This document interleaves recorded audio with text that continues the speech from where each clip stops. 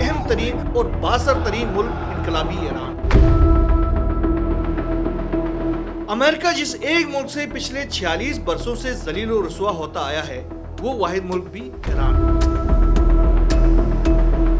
امریکہ کی بھی خواہش رہی ہے کہ انقلابی ایران پر براہ راست حملہ کر کے یعنی یلغار کر کے جنگ چھیڑے۔ Iran is constantly on the agenda. اس نے ضمن میں جتنے بھی کوششیں کی، فرضی مشقیں کی، سچویشن روم بنا کر مختلف منظر ناموں پر انتہائی غور و فکر کیا، تو اسے ہمیشہ اس آپشن میں نقصان نظر آیا۔ یہی وجہ رہی کہ اس نے ایران کے خلاف غیر اعلانیہ اور خفیہ جنگ لڑنے پر ہی اتفاق کیا۔ تاہم وہ اپنی اس پالیسی پر گامزن ہے۔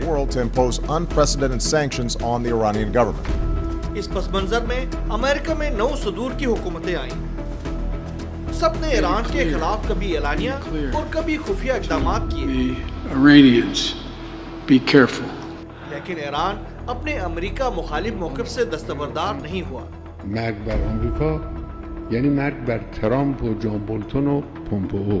پوری دنیا کی نظریں امریکی صدر ڈونلڈ ٹرمپ کی ایران پالیسی پر مرکوز ہیں۔ We will see whether or not we can arrange or work out a deal with Iran. ہم بات کریں گے امریکہ اور ایران کے درمیان گزشتہ کئی اشروں سے جاری کشیدہ تعلقات کی تاریخ کے بارے میں، جنہوں نے دنیا کی سیاست کو کئی دہائیوں تک متاثر کیا ہے۔ کیسے ایک لمبی شراکت داری سے یہ تعلقات کشیدگی میں بدل گئے اور دنیا پر اس کے کیا اثرات مرتب ہوئے۔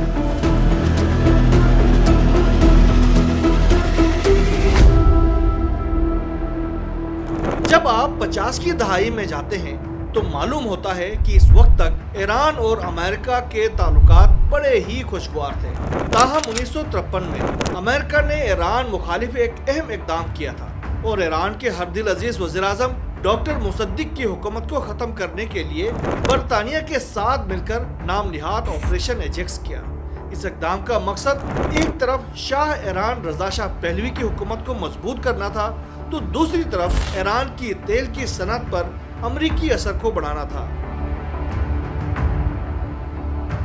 اس کے نتیجے میں ایران میں شاہ کا اقتدار مزید مضبوط ہوا۔ اس آپریشن کے بعد ایران اور امریکہ کے تعلقات تجارتی، اقتصادی اور سیاسی سطح پر بہت اچھے ہوئے۔ امریکہ ایران کو کمیونزم کے خلاف ایک اتحادی کے طور پر دیکھتا تھا اور ایران نے بھی امریکہ کے ساتھ اپنے تعلقات کو بڑھایا۔ تاہم 1969 میں ایران میں اسلامی انقلاب آیا، جس میں آیت اللہ خمینی نے شاہ پہلوی کو اقتدار سے بے دخل کیا۔ اس انقلاب نے ایران کی سیاست کو یکسر تبدیل کر دیا اور ایران اسلامی جمہوریت میں بدل گیا۔ اس کے ساتھ ہی امریکہ اور ایران کے تعلقات میں بھی ایک بڑی تبدیلی آ گئی۔ ایران نے امریکہ کو شیطان بزرگ کا خطاب دیا۔ ایران نے امریکہ کے ساتھ اپنے تعلقات مکمل طور پر توڑ دیے اور عالمی سطح پر خود کو ایک امریکہ مخالف کے طور پر پیش کیا۔ 1988 سے 1995 تک امریکی CIA میں ایران عراق عسکری امور کے تجزیہ نگار کینتھ پولاک اپنی کتاب Persian puzzle the conflict between Iran and America میں لکھتے ہیں کہ امریکی حکام انقلابی ایران سے مایوس ہو چکے تھے۔ ان کی نظر میں ایران اتنی شدت کے ساتھ امریکہ مخالف ہو چکا تھا کہ امریکی پالیسی ساز اس نتیجے پر پہنچے تھے کہ ایران سے امریکہ کو کسی قسم کا کوئی فائدہ نہیں پہنچ سکتا، بلکہ اس کے ساتھ کوئی بھی معاملہ کرنا امریکہ کو رنج کے سوا کچھ نہیں دے سکتا۔ رابرٹ گیٹس، جو کہ 1990 کے عشرے کے اوائل میں جارج بش سینئر کے دور صدارت میں CIA کے ڈائریکٹر تھے، ان کا کہنا تھا کہ ایران نے فروری 1969 میں شاہ ایران کے دڑن تختے کے بعد سے ہر امریکی صدر کی ایسی کی تیسی کی ہے، حتیٰ کہ ایران میں ہونے والے واقعات کی وجہ سے جمی کارٹر دوسری مرتبہ امریکہ کے صدر منتخب نہ ہو سکے، اور وجہ صرف ایران سے متعلق معاملات تھے۔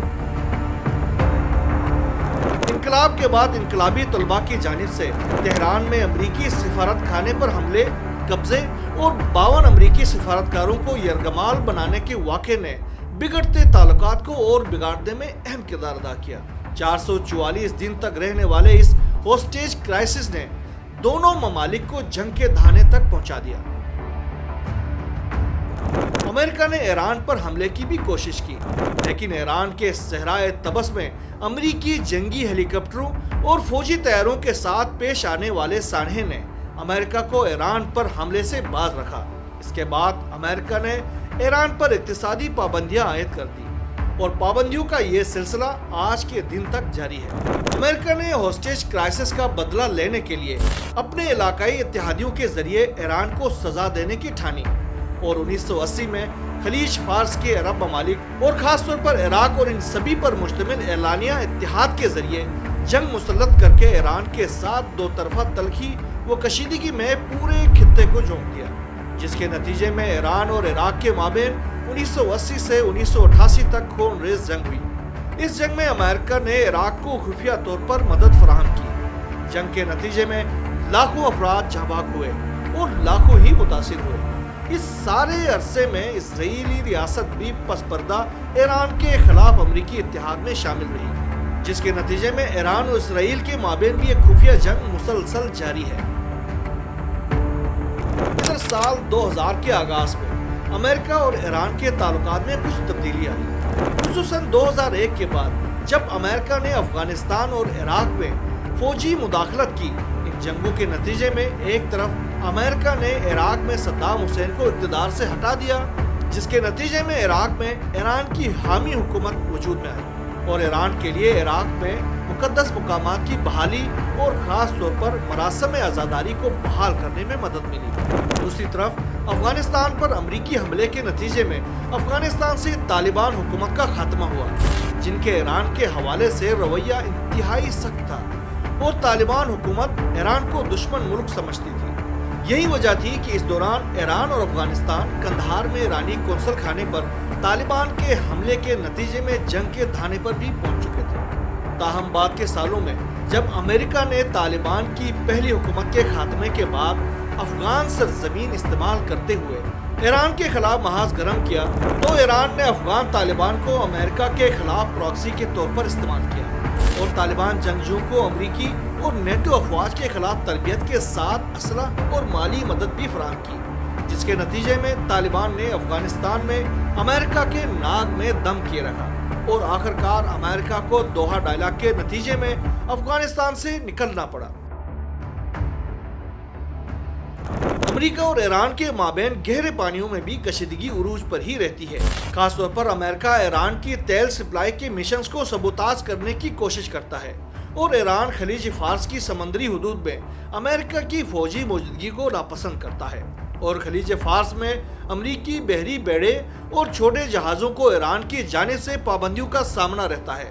ایرانیوں نے کئی مرتبہ امریکی بحریہ کے جہازوں یا کشتیوں کو اپنی حدود میں داخل ہونے پر تنبیہ کی، بعض موقع پر انہیں پکڑ لیا اور بعض موقع پر انہیں اپنے گھیرے میں لے کر کارروائی کرنے کا اشارہ دیا۔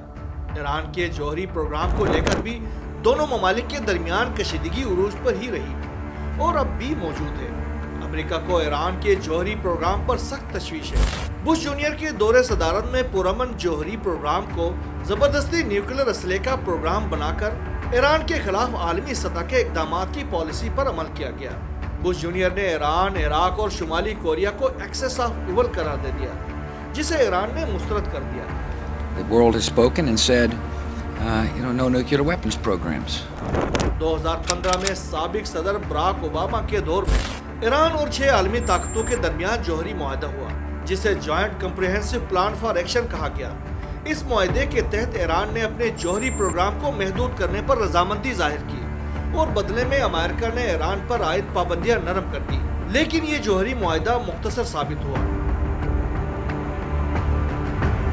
2017 میں جب ڈونلڈ ٹرمپ پہلی مدت کے لیے امریکہ کے صدر بنے تو انہوں نے ایران کے ساتھ جوہری معاہدے سے باہر نکلنے کا فیصلہ کیا۔ اس کے جواب میں ایران نے بھی اپنے جوہری پروگرام کی سرگرمیاں دوبارہ شروع کر دی اور دونوں ممالک کے تعلقات میں کشیدگی میں اضافہ ہوا۔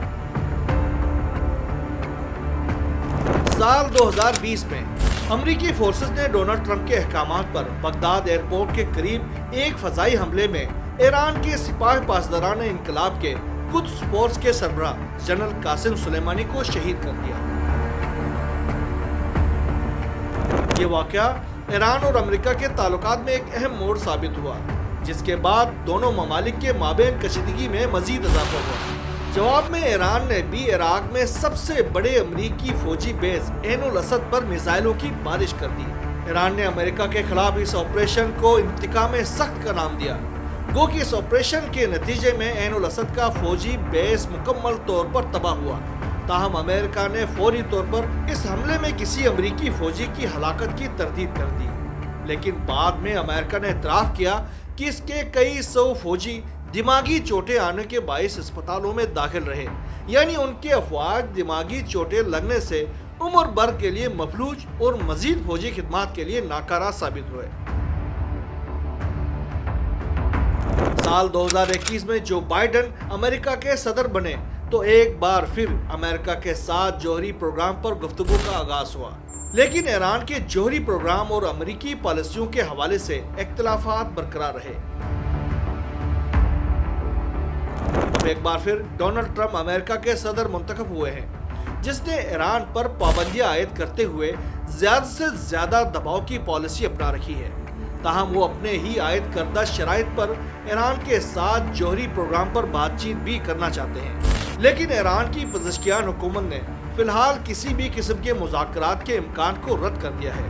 ادھر ایران کے سپریم لیڈر آیت اللہ سید علی خامنہئی کا شروع سے یہ موقف رہا ہے کہ امریکہ اور یورپی پابندیاں اور اسرائیلی دھمکیاں ایران کے حق میں بہترین ثابت ہوئی ہیں، کیونکہ ایران نے ان کے مقابلے میں خود کفالت کے ایجنڈے پر عمل کیا اور آج ایران ٹیکنالوجی سمیت ہر شعبے میں ترقی کے منازل طے کر رہا ہے اور عالمی سیاست میں بھی ایک اہم ترین ایکٹر کے طور پر اپنا کردار ادا کر رہا ہے۔